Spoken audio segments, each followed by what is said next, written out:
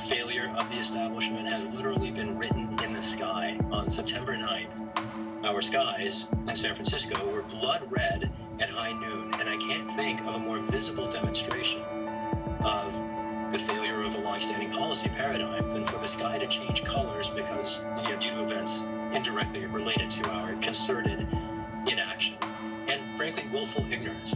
I see a lot of people in the Democratic Party claim to understand climate science while refusing to show up for the policies demanded by it.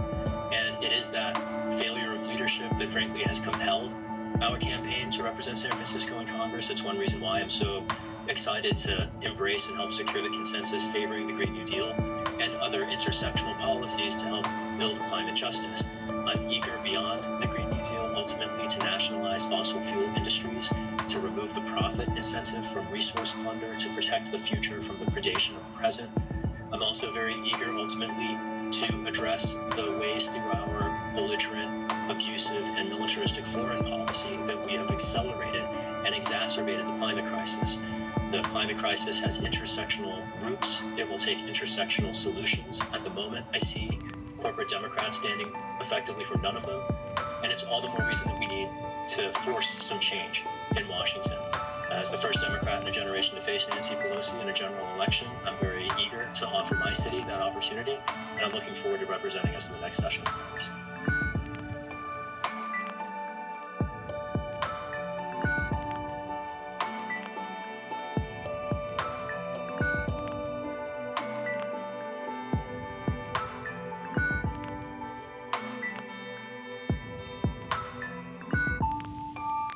I'm used to being disappointed by our government, but not in the ways that I have been in the last 24 hours. The latest news reports from an ICE whistleblower in Georgia suggest that private prison facilities overseen by Immigration and Customs Enforcement have conducted mass sterilizations, eugenics, straight out of the Nazi playbook, effectively human experimentation on migrant women in detention. This is not okay. This is a horrifying violation of human rights. And it makes very clear that what we have been talking about at the border are absolutely concentration camps. We have to close the Trump-Pelosi concentration camps and ensure respect for human rights. That's going to entail a couple different things. First point I want to make here is that the migrants, particularly along the southern border, are fleeing a climate crisis. There's a drought that's growing increasingly severe across Central America over the past several years. And those people are entitled to asylum as an international right that we fought a world war at one point to establish.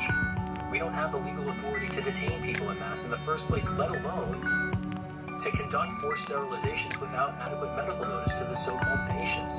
This is absolutely horrifying. It's unacceptable, and the problem goes beyond ICE. It is very convenient for corporate members of Congress and corporate Democrats to wring their hands and throw their hands in the air, having funded all of these agencies for 17 years. From the Trump DHS goon squads that were suppressing dissent in Portland and Kenosha, to now the replication of Nazi tactics in ICE detention. These are practices that both parties funded. And we shouldn't just pretend that the people at ICE conducting these abuses are the only ones responsible. They've been getting blank checks for 20 years from members of Congress who have entirely failed to conduct the oversight that would bring these facts to light. We are relying on nurses to talk to the press to tell us what Congress should be shaking loose from the executive branch and has failed to do.